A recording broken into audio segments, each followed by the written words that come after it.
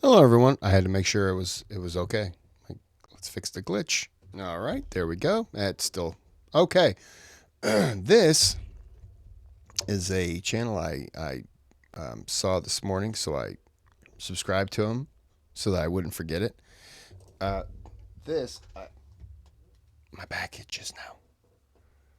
This is Ending Echoes. Neanderthals were absolute units. Now, before we get started, you can click that thumbs up, bare minimum. Subscribe to the channel if you like the content. Click on the thanks button if you want to donate to the channel. Now, the reason why I'm doing this is because, yeah, I have more Neanderthal DNA than 75% of the other customers on here. I'm 2%. Yep. Scientific details.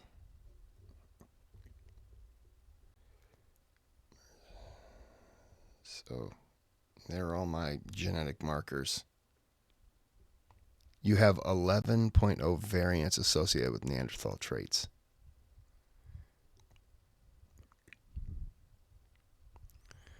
I don't know what any of this stuff means. This is all that mumbo jumbo science stuff that isn't real. I got a bunch of their videos, as you can see. That last one was not, but because of that, I was like, "Yep, we're going to do this." And by "we're," I mean me, and whether you're watching or not, I don't know. So let's do it. As we, humans of today, continue to evolve and drift further from our earliest Homo sapiens ancestors, there was a time in history when multiple hominine species roamed the Earth simultaneously. Among them, Homo neanderthalensis, Neanderthals, stood as perhaps our closest relatives on this complex family tree of humanity.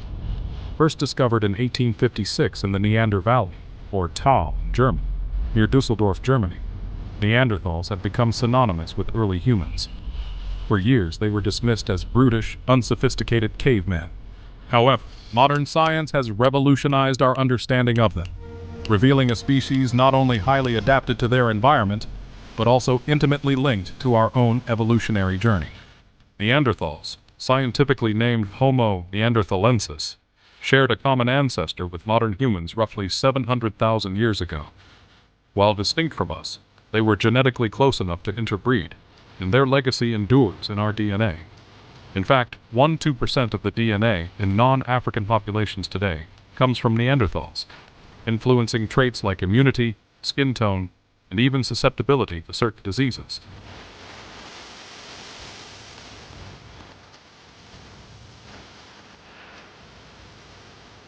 Neanderthals first appeared around 400,000 years ago during the Middle Pleistocene epoch, likely evolving in Europe where they adapted to colder climates and harsh environments. Over the next several 100,000 years, they spread across Eurasia, thriving in diverse landscapes from forests to tundras. Their extinction approximately 40,000 years ago marked the end of a species that had endured for more than 350,000 years. To put this into perspective, modern humans, Homo sapiens, have existed for about 300,000 years.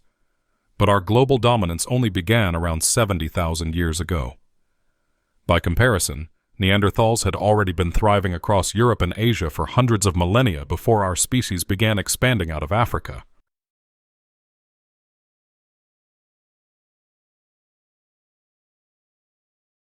The world of the Neanderthals was vastly different from today's. They lived through ice ages, when massive glaciers covered much of the northern hemisphere, and Eurasia was a land of extremes. Winters were long and unforgiving, with temperatures often plummeting below freezing, while summers were short and cool. The land teemed with megafauna, giant mammals like mammoths, woolly rhinoceroses, and cave bears that were both a source of sustenance and a constant threat. Surviving in these conditions required remarkable ingenuity and resilience. Neanderthals were not passive inhabitants of their world. They actively shaped it. They were skilled hunters, adept toolmakers, and, as recent evidence suggests, capable of symbolic thought and cultural expression. Far from the simplistic image of cavemen, Neanderthals were intelligent and resourceful, crafting tools, controlling fire, building shelters, and possibly creating rudimentary art and ornaments.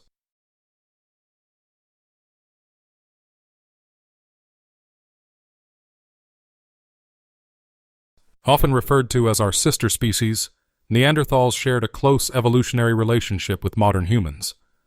Both species are believed to have descended from a common ancestor, Homo heidelbergensis, between 600,000 and 700,000 years ago.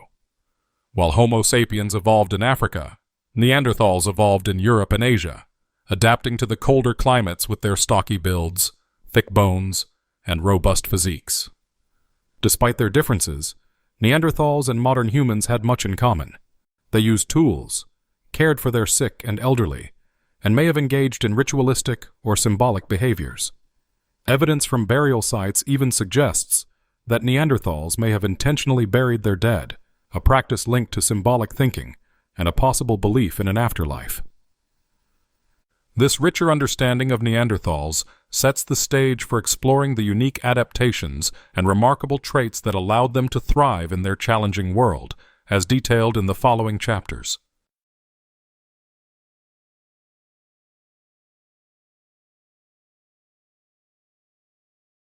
On average, Neanderthals were shorter than... It is a little weird that... Come on. It is a little weird that they... Give me a second. Okay, kind of fixed. Yeah, it's kind of funny that they buried their... They buried their dead. I don't know. Something about that just seems... Maybe they were protecting the bodies so they didn't get attacked or eaten afterwards. Modern humans, standing about 14 centimeters, 5.5 inches, shorter than post-World War II populations. The tallest known Neanderthal specimen, a Mud 1,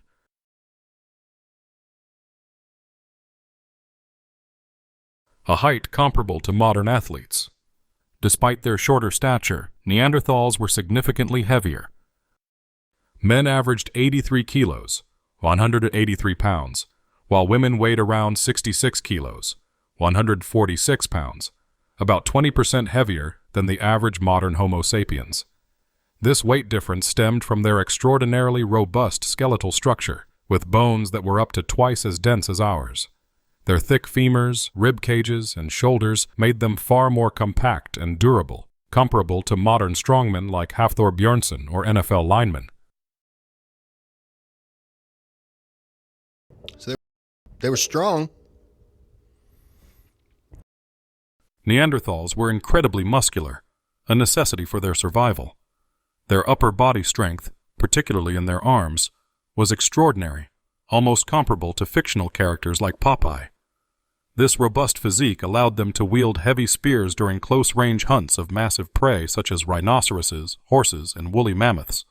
Estimates suggest Neanderthal men could bench press up to 200 kilos, 500 pounds, without training, the weight of a piano, while women could manage around 160 kilos, 350 pounds. For perspective, less than 0.1% of modern humans can bench press that much.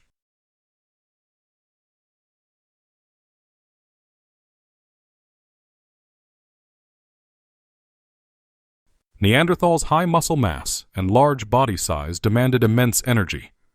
Estimates suggest they consumed between 4,500 and 6,700 calories daily. Olympic swimmer Michael Phelps famously consumed up to 10,000 calories during peak training, making Neanderthals' dietary needs astonishing for pre-modern humans. Their shorter legs, less efficient Achilles tendons, and fast-twitch muscle fibers favored explosive bursts of speed over long-distance endurance. This made Neanderthals perfectly suited for ambush hunting and short chases, though less capable of marathon-like pursuits.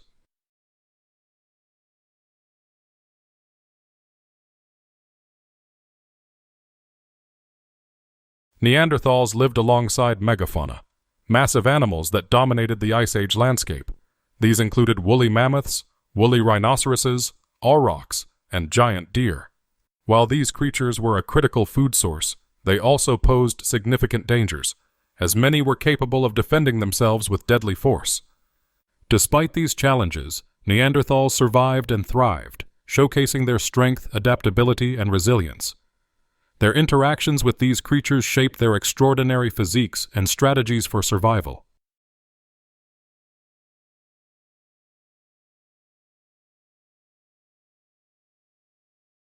Neanderthals' lives were fraught with danger, but their ability to recover from injuries was nothing short of extraordinary. Between 79% and 94% of their skeletons show signs of extreme trauma, fractures, amputations, and other severe injuries that had completely healed. Amputations that had healed? Oh, they cut it off and then the wound heals, I'm going to guess. That's... wow. One remarkable case involved a Neanderthal who survived despite losing his right arm in youth, suffering a broken clavicle, becoming blind in one eye, and being deaf in both ears. Such cases demonstrate not only their physical resilience, but also the care they received from their communities, as surviving such injuries would have required significant support. This resilience extended to encounters with Ice Age predators. An estimated 74% of Neanderthals survived violent encounters with animals like cave lions, dire wolves, and cave bears, creatures capable of inflicting life-threatening injuries. Their ability to recover and adapt was critical to their survival in a hostile environment.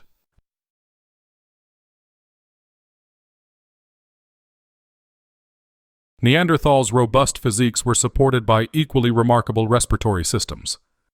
Their barrel-shaped rib cages housed larger lungs than modern humans, providing them with greater oxygen capacity.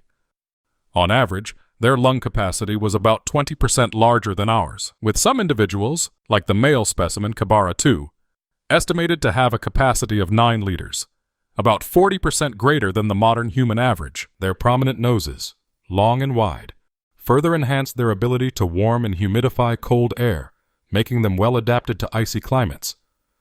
This combination of larger lungs and efficient nasal structures allowed them to excel in high-intensity activities like sprinting and close combat hunting, while maintaining the stamina needed for tracking prey over long distances.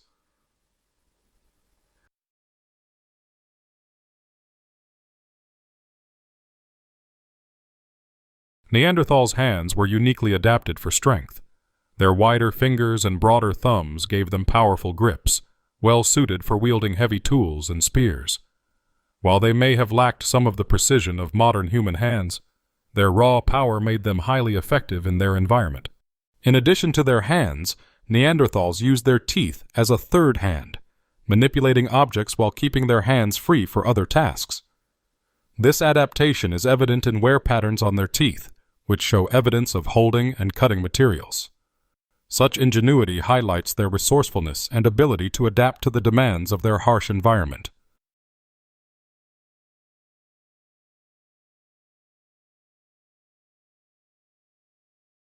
Neanderthals had larger brains than modern humans, with males averaging 1,640 cubic centimeter and females averaging 1,460 cubic centimeters, about 30% larger than the modern human average. However, their brains were structured differently, emphasizing the occipital lobes, which enhanced their vision and spatial awareness.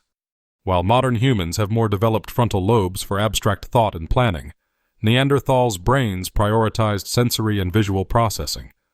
This may have limited their capacity for abstract or symbolic thought compared to Homo sapiens. However, discoveries of art, ornaments, and burial practices suggest they were capable of symbolic expression and possibly even early forms of cultural identity.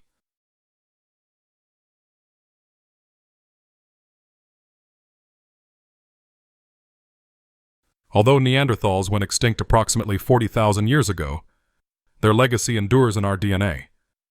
Most non-African humans carry 1 to 2% Neanderthal DNA, a result of interbreeding between Neanderthals and early Homo sapiens as our species migrated into Eurasia. This genetic inheritance has tangible effects on traits like immunity, skin tone, and even susceptibility to certain diseases. Genes associated with the immune system, such as those involved in detecting pathogens, are directly linked to Neanderthal DNA. These adaptations likely gave early humans an advantage when encountering new diseases in unfamiliar environments. However, some Neanderthal-derived genes are also associated with an increased risk of autoimmune conditions like Crohn's disease and lupus, reflecting the trade-offs of evolutionary inheritance. Neanderthal DNA has also influenced traits like skin pigmentation, hair thickness, and fat metabolism, helping early humans adapt to colder climates. These genetic markers still shape our biology today, influencing everything from vitamin D absorption to body fat distribution.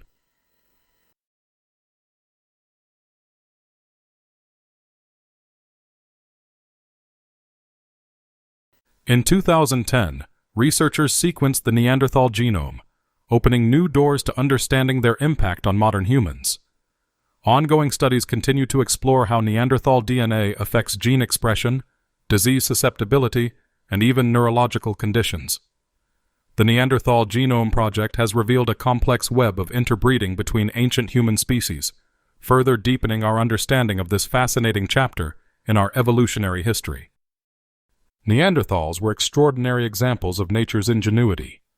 Their physical strength, intelligence, and resilience made them unparalleled survivors in one of Earth's harshest eras. Living among megafauna and ice age predators, they thrived through their adaptability, teamwork, and remarkable ability to recover from severe injuries. Though their extinction remains one of history's great mysteries. What was this? Looks like he's cutting the dude's head off.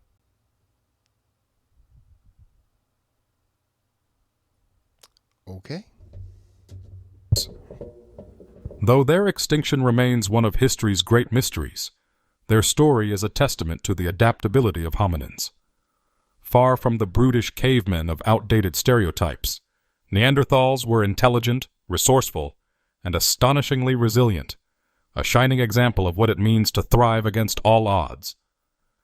Their legacy endures not just in our DNA, but in the shared story of humanity itself. Neanderthals remind us of our connection to the past and the resilience that defines our species.